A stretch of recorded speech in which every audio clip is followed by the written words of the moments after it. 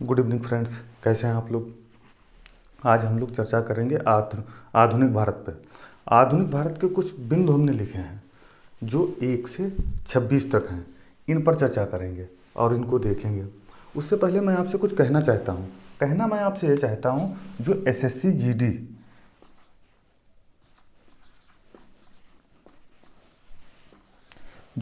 GD के बच्चे हैं वो विशेष कर ध्यान दें, क्योंकि इसमें से आपको 1 या 2 सवाल मिल सकते हैं। आई बात समझ में। अब आगे इसको हम देखते हैं, समझते हैं इसको। जैसे जो पहला दिया है प्रथम गोलमेज सम्मेलन, इसका समय हमको याद रखना है। समय कितना है? 12 नवंबर 1930 से 19 जनवरी 1931। हो गया ना। अब दूसरा देखते हैं, हमारा गांधी इरविन समझौता है।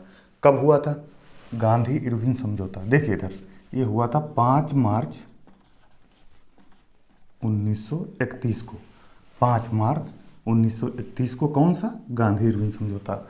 अब द्वितीय गोलमेज सम्मेलन, इसको हम देख लेते हैं। इसका बेटा समय था, सुन लीजिए, इसका समय था 7 सितंबर 1931 से 7 सितंबर 1931 से 1 दिसंबर 1931 तक। ये आपका दूसरे का समय था, इसका समय था। ठीक है, इसके बारे में कुछ विशेष बातें जान लेते हैं। किसके बारे में? द्वितीय गोलमेज सम्मेलन के बारे में। द्वितीय गोलमेज सम्मेलन था, देखो तीनों जो गोलमेज सम्मेलन है वो कहाँ हुए थे? इंग्लैंड में हुए थे। इंग्लैंड में कहाँ हुए थे? इंग्लैंड में जेम्स पैलेस में हुए थे। इंग्लैंड के जेम्स पैलेस में हुए थे। ठीक है, गांधी जी जो थे उन्होंने प्रथम गोलमेज सम्मेलन में भाग नहीं लिया था। जो दूसरा गोलमेज सम्मेलन था, दूसरा और तीसरा दोनों में भाग लिया था। अंबेडकर जो थे उन्होंने तीनों गोलमेज सम्मेलनों में भाग लिया था। आई बात समझ में। अब हम देखते हैं जो गांधी जी थे, ये जब इंग्लैंड गए थे एस राजपुताना नामक जहाज से गए थे। एस राजपुताना नामक जहाज से गए थे। कितने प्रतिनिधियों ने भाग लिया था? ये भी इसमें सवाल बन जाता है। सवाल आता है द्वितीय गोलमेज सम्मेलन में कितने प्रतिनिधियों ने भाग लिया था? बेटा 31 प्रतिनिधियों ने भाग लिया था। और इसमें खास बात, एनी बेसेंट, सरोजिनी नायडू ने महिलाओं के बारे में बात की थी। महिलाओं के बारे में किसने बात की थी? एनी बेसेंट और सरोजिनी नायडू ने। आई बात समझ में। गांधी जी जो था, इससे द्वितीय गोलमेज सम्मेलन से थोड़ा रुष्ट हो गए थे। क्यों रुष्ट हो गए थे? उन्होंने जो अनुसूचित जाति हैं उनको हिंदू समाज का अभिन्न अंग बताकर, गांधी जी ने द्वितीय गोलमेज सम्मेलन में अनुसूचित जाति को हिंदू समाज का अभिन्न अंग बताकर उसका विरोध किया था। आई बात समझ में। तीसरी बात, इसके पीछे एक मतलब बताया जाता है, जो गांधी जी जब यहाँ से गए थे तो गांधी जी को पहले ही मतलब जो है जानकारी दी गई थी कि इसका जो प्रोटोकॉल है वो आपको फॉलो करना पड़ेगा। प्रोटोकॉल क्या था? गांधी जी जो कपड़े पहनते थे, जो उनका वेशभूषा था, धोती पहनते थे, नीचे ऊपर एक खादी की चादर डाल लिया करते थे। देखा होगा आपने। तो बिस्टल जो चर्चिल था उसने जानकारी दी कि गांधी जी से बोल देना, गांधी जी जब यहाँ आते हैं तो अपने कपड़े जो है थोड़ा ठीक ठाक पहन कर आएँ। ये बात गांधी जी को बताई गई, बोला गया गांधी जी। तो गांधी जी ने उसको नज़रअंदाज कर दिया। जब वहाँ गए, गोलमेज सम्मेलन हुआ, उसके बाद गांधी जी को मिलना था जॉर्ज पंचम से, जो वहाँ का सम्राट था, उससे मिलना था। जब उससे मिलने के लिए गांधी जी गए तो जब सीढ़ियाँ उतर रहे थे जेम्स पैलेस की, तो वहाँ पे सम्राट सामने खड़े थे, बगल में चर्चिल खड़े थे। तो चर्चिल ने गांधी जी को कहा, देखो आ गया अर्धनग्न फकीर। उसके बाद गांधी जी आए नीचे, गांधी जी ने सुन लिया। गांधी जी आए, सम्राट के सामने खड़े हुए, कुछ वार्तालाप हुई। वार्तालाप होने के बाद एक उपहास टाइम में सम्राट ने गांधी जी से कहा, गांधी जी आपके कपड़े क्या हुए? तो गांधी जी ने मालूम क्या कहा था? कहा था, साहब हमारे देश की जो जनता है उसके सारे कपड़े तो आप ले आए हैं। और मुस्कुराए चल दिए। फिर उसके बाद जो पत्रकार वगैरह थे वहाँ के, उन्होंने ये बात सुनी। तो उनकी इतनी हिम्मत नहीं हो रही थी पत्रकारों की कि इस बात को हम छाप दें, ये डर था। तो गांधी जी ने पत्रकारों से कहा था मुझे मालूम है आप जो है इसको अपने अखबार की हेडलाइन नहीं बनाएंगे, लेकिन कुछ ऐसे पत्रकार थे जिन्होंने इस बात को छापा था। आई बात समझ में। अब हम बात करते हैं आपका गोलमेज सम्मेलन हो गया, सविनय अवज्ञा आंदोलन 12 मार्च 1930। बेटा ये आपका समय हो जाएगा 12 मार्च 1930, ठीक। द्वितीय गोलमेज सम्मेलन 1932, ये आपका 32 हो गया। सांप्रदायिक पंचायत ये आपका हो जाएगा 16 अगस्त 1932। सांप्रदायिक पंचायत, इसको बेटा इसको दो नाम और दिए जाते हैं सांप्रदायिक पंचायत को। इसको कम्युनल अवार्ड भी कहा जाता है, इसको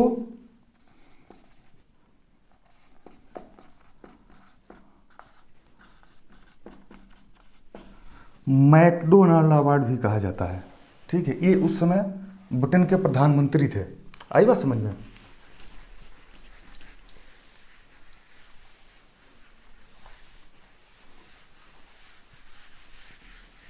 फिर हम देख लेते हैं पूना समझौता। ये हमारा 26 सितंबर 1932 को हुआ था। 26 सितंबर 1932 को हुआ था क्या? पूना समझौता, ठीक है। इसको पूना पैक्ट भी बोला जाता है बेटा। फिर उसके बाद तृतीय गोलमेज सम्मेलन ये हुआ था 1932 में, याद रखना 1932 में। अगस्त प्रस्ताव हमारा हुआ था 8 अगस्त 1940 को, 8 अगस्त 1940 को। व्यक्तिगत सत्याग्रह ये आपका हो जाएगा 1940।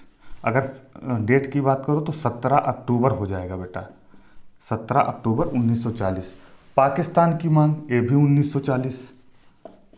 1940 हो जाएगा। आई बात समझ में। काकोरी कांड की घटना ये आपका हो जाएगा, इधर साफ कर लेते हैं फिर इधर समझाते हैं। काकोरी कांड घटना के बारे में कुछ थोड़ी जानकारी हमको लेनी होगी। देखिए वो जानकारी क्या है। जो काकोरी कांड की घटना थी, आपने इसका नाम सुना है? ये आपका हो जाएगा हिंदुस्तान रिपब्लिकन एसोसिएशन। यह एक संगठन था। इसकी स्थापना हिंदुस्तान रिपब्लिकन एसोसिएशन, इसकी स्थापना 1924 में हुई थी। 1924 में हुई थी बेटा। कहाँ हुई थी? कानपुर में हुई थी। कानपुर हुई थी। किसने की थी? संस्थापक कौन था? तो इसके संस्थापक थे सचिंद्र नाथ सान्याल और एक थे योगेश चटर्जी। ये दो लोग थे और इसी का हिस्सा से चंद्रशेखर आजाद। आई बात समझ में।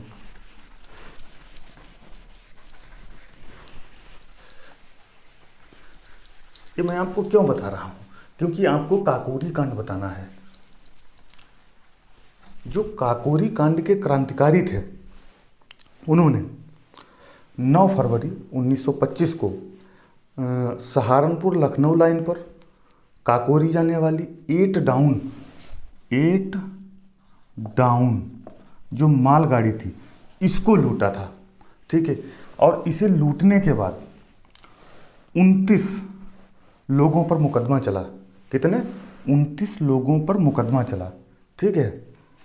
जिसमें से 17 लोगों को लंबी सजाएं हुई। 29 लोगों पर मुकदमा चलाया गया बेटा। 17 लोगों को लंबी सजाएं हुई, जिसमें से 4 लोगों को आजीवन कारावास दे दिया गया। इनको मुकदमा चला।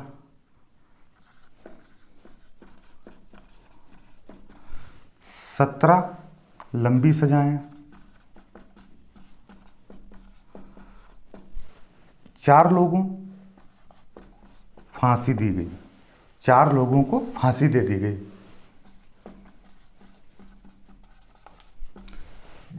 चार लोग कौन कौन थे? पता है आपको।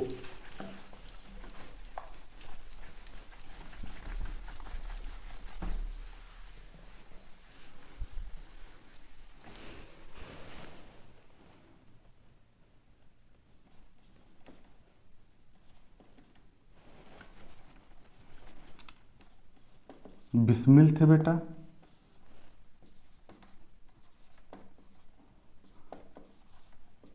अशफाकुल्ला थे, बिस्मिल हो गए, अशफाकुल्ला हो गए, और कौन थे, राजेंद्र लाहिड़ी थे,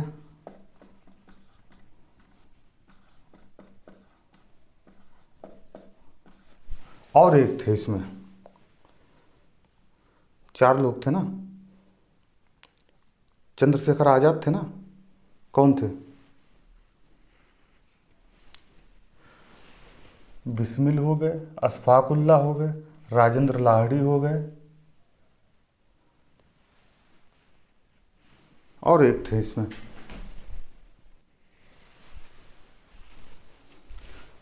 चौथे थे बेटा रोशनलाल।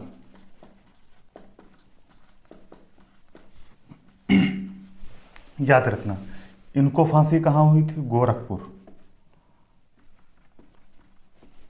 इनको अशफाकुल्ला को फैजाबाद,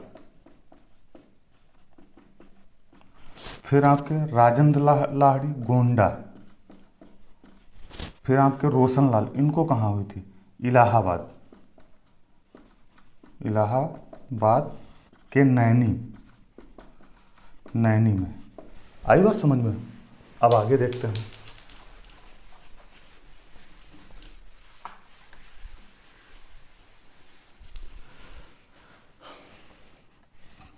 क्रिप्स प्रस्ताव, ये कब आया था, क्रिप्स प्रस्ताव। क्रिप्स प्रस्ताव को एक और नाम दिया था गांधी जी ने। क्रिप्स प्रस्ताव को दिवालिया हो रही किसी बैंक की उत्तर दिनांकित चेक भी बोला था, जिसको बोलते हैं पोस्ट डेटेड चेक। ठीक है बेटा। उसके बाद भारत में न्यायिक सेवा का जन्मदाता। भारत में न्यायिक सेवा का जन्मदाता किसको कहा जाता है, वारेन हेस्टिंग को कहा जाता है। न्यायिक सेवा का जन्मदाता वारेन हेस्टिंग को कहा जाता है। इसके बारे में थोड़ा बात कर लेते हैं। जो वारेन हेस्टिंग था, पहले ये बंगाल का गवर्नर था, फिर बाद में इसको बंगाल का गवर्नर जनरल बना दिया गया। जब 1773 का रेगुलेटिंग एक्ट आया था, उसके तहत इसको बंगाल का गवर्नर जनरल बना दिया गया। तो इसने सबसे पहले देखो, इसके बारे में कुछ बिंदु हैं, जान लीजिए, जो परीक्षा के लिहाज से काफ़ी उपयोगी हैं। राजस्व बोर्ड की स्थापना की थी।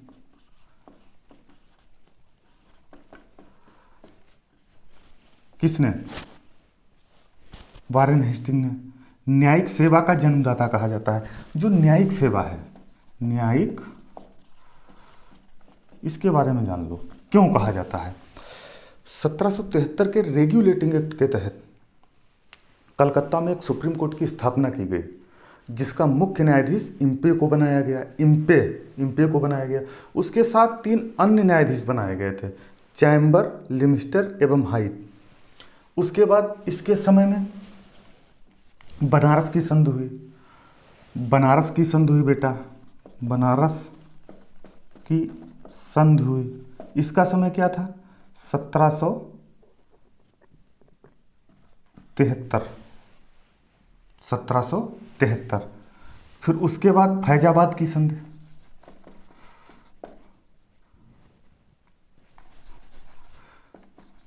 फैजाबाद की संधि, ये आपकी बेटा आ जाएगी 1775। नंद कुमार पर महाभियोग 1775, नंद कुमार पर महाभियोग 1775। इसी के समय में एशियाटिक सोसाइटी ऑफ बंगाल, यानी एशियाटिक सोसाइटी की स्थापना हुई थी 1784 में विलियम जोन्स के द्वारा। फिर उसके बाद मैंने जैसा कि आपको इससे पहले बताया, नंद कुमार पर महाभियोग। नंद कुमार पर महाभियोग क्यों चलाया गया था, नंद कुमार मुर्शिदाबाद का एक भूतपूर्व दीवान था, जिसने वारेन हेस्टिंग पर आरोप लगाया कि मीर जाफर तो युद्ध में मार दिए गए थे। मीर जाफर की जो विधवा थी, उनका बेटा मुबारकुद्दौला का संरक्षक बनने के लिए वारेन हेस्टिंग ने 3.5 लाख रुपए घूस ली थी। ये बात किसी भी तरह से नंद कुमार को पता चल गई। तब जब नंद कुमार ने कहा इसके अगेंस्ट हम जाएंगे कोर्ट में और आपको जो है ना सजा दिलवाएंगे, तब वारेन हेस्टिंग ने इम्पे से मिलकर, जो सुप्रीम कोर्ट का मुख्य न्यायाधीश था, उससे मिलकर नंद कुमार को फांसी पर लटकवा दिया। ठीक है।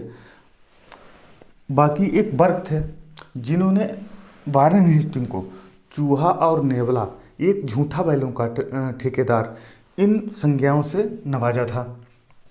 समझ रहे होंगे आप कितना अच्छा था वारेन हेस्टिंग, जिसको एक झूठा बैलों का ठेकेदार, अन्याय का मुखिया बोला जाए। और उस पर लंदन की संसद में वारेन हेस्टिंग पर महाभियोग का मुकदमा भी दायर किया गया था, लेकिन वहाँ की संसद ने उसको सारे दोषों से बरी कर दिया था। फिर उसके बाद हम बात करते हैं भारत छोड़ो आंदोलन 1942। ये बेटा 1942 हो जाएगा, भारत छोड़ो आंदोलन। फिर आपका सहायक संधि। सहायक संधि के बारे में हम कुछ जान लेते हैं। सहायक संधि क्या थी? देखो, सहायक संधि को किसने प्रचलित किया? तो वेलजली आ जाएगा, जिसको वेलेजली भी बोला जाता है। लेकिन कहा जाए सहायक संधि शब्द का विचार, मतलब जो है यह विचार सबसे पहले किसने दिया था? तो डुप्ले ने दिया था। किसने? डुप्ले ने दिया था। सहायक संधि प्रणाली बेटा थी क्या? सहायक संधि प्रणाली ये थी, ये अपने यहाँ जो छोटे मोटे राजा लोग राज्य करते थे अपने प्रांतों में, अपने राज्यों में, तो वेलेजली ने उनसे बोला कि आप हमारी सहायक संधि स्वीकार कर लीजिए। तो उसकी कुछ शर्तें थी सहायक संधि स्वीकार करने की। जो नहीं स्वीकार करता था उस पर आक्रमण कर देता था। कौन? वेलेजली। लेकिन इसकी शर्तें क्या थीं? इसकी शर्तें ये थीं कि जो विदेशी संबंध होते थे, सहायक संधि स्वीकार करने वाले राज्यों के जो विदेशी संबंध होते थे उनको अंग्रेज देखते थे। जो आंतरिक मामला होता था उसमें हस्तक्षेप नहीं किया जाता था। फिर उसके बाद हम देखते हैं, अच्छा है, एक सवाल और यहाँ पे बनता है, ऐसा कौन सा राज्य था जिसने सबसे पहले सहायक संधि स्वीकार की थी? तो आपको बता दें, पहला राज्य था हैदराबाद 1798 में। उसके बाद 1799 में मैसूर और तंजौर थे। ठीक है। पत्रकारिता का राजकुमार किसे कहा जाता है बेटा? पत्रकारिता का राजकुमार कहा जाता है क्रिस्टोपाल दास को। किसको? देखो इधर, क्रिस्टोपाल दास को पत्रकारिता का राजकुमार कहा जाता है इन्हें। फिर अगला क्वेश्चन है, सच्चा बादशाह किसे कहा जाता है? सच्चा बादशाह 20 नंबर पे। सच्चा बादशाह कहा जाता है अर्जुन देव को। सच्चा बादशाह अर्जुन देव को कहा जाता है। अर्जुन देव से पहले जो सिख गुरु थे उनका नाम था रामदास। ये रामदास के बेटा थे। कौन? अर्जुन देव। अर्जुन देव को ही सच्चा बादशाह कहा जाता था। अर्जुन देव ने आदि ग्रंथ की रचना की थी। आई बात समझ में? इन्होंने आदि ग्रंथ की रचना की थी और खुसरो का समर्थन देने के कारण जहांगीर ने इनको मृत्यु दंड दे दिया था। उसके बाद आ जाता है शिवाजी का कर्नाटक अभियान। शिवाजी का जो कर्नाटक अभियान था वो शिवाजी का जो कर्नाटक अभियान था 1676 से 1678 के बीच हुआ था। 1676 से 78 के बीच हुआ था। पानीपत की तीसरी लड़ाई कब हुई थी? 1761 में हुई थी बेटा, अहमद शाह अब्दाली और मराठों के बीच। मोपला, केरल में मोपला विद्रोह की शुरुआत कब हुई थी? 1921 में। 1921 में। फिर लखनऊ समझौता कब हुआ था? 1916 में बेटा, 1916 में। ठीक है। जिसकी अध्यक्षता किसने की थी? अंबिकाचरण मजूमदार ने। फिर क्या आ जाता है? सन्यासी विद्रोह। सन्यासी विद्रोह ये आपका 1763 से 1800 आ जाएगा इसका समय। 1763 से 1800 के बीच। ठीक है बेटा। सन्यासी विद्रोह, इसके बारे में कुछ थोड़ा जान लेते हैं। सन्यासी विद्रोह क्या था? लखनऊ समझौता तो हो गया है। सन्यासी विद्रोह ये है एक सन्यासियों का विद्रोह था जो तीर्थ यात्राओं पे लगे कर से असंतुष्ट थे। और जो सन्यासी विद्रोह थे एक गिर संप्रदाय के थे। कौन से संप्रदाय के? गिर संप्रदाय के। ठीक है, शंकराचार्य के अनुयायी थे। गिर संप्रदाय के थे, शंकराचार्य के अनुयायी थे। और जो मतलब जो है हमारा वंदे मातरम गीत है वो आनंद मठ से लिया गया। किससे लिया गया? आनंद मठ। आनंद मठ किस पर आधारित है? सन्यासी विद्रोह पर आधारित है। आई बात समझ में? लोकमान्य के नाम से किसे जाना जाता है? बाल गंगाधर तिलक को जाना जाता है। बाल गंगाधर तिलक का जन्म 1856 में हुआ था, मृत्यु 1920 में हुई थी, 1 अगस्त 1920।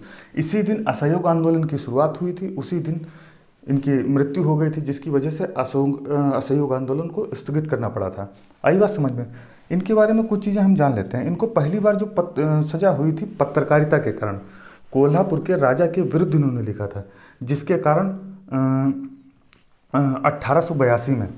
1882 में इनको पहली बार सजा हुई थी। फिर 1897 में हुई थी दोबारा बेटा। तीसरी बार इनको 1908 में सजा हुई थी। 1908 में सजा हुई थी और इनको पकड़कर बर्मा भेज दिया गया था। बर्मा की एक जेल है जिसका नाम है मांडले। यहाँ पर रहते हुए उन्होंने एक बुक लिखी थी, उसका नाम था गीता रहस्य। और इन्होंने महाराष्ट्र में 2 उत्सवों की मनाने की परंपरा डाली थी। कौन कौन से वो हैं? पहला आपका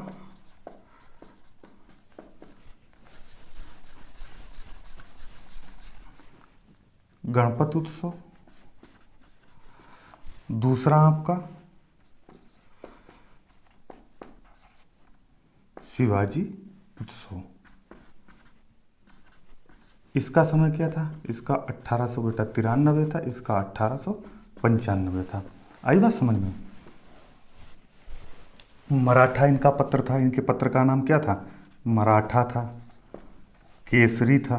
ये किसके पत्र हैं? ये तिलक के पत्र हैं, याद रखना बेटा। इनको लोकमान्य भी कहा जाता है, लोकमान्य कहा जाता है। दूसरी चीज़, इनको भारत का बेताज बादशाह कहा जाता है। एक थे वैलेंटाइन सिरोल ने इनको, किसको? लोकमान्य को। इनको वैलेंटाइन ने एक उपाधि दी थी, शायद कंफर्म नहीं है मुझे, इसीलिए मैं आपको नहीं बताऊंगा।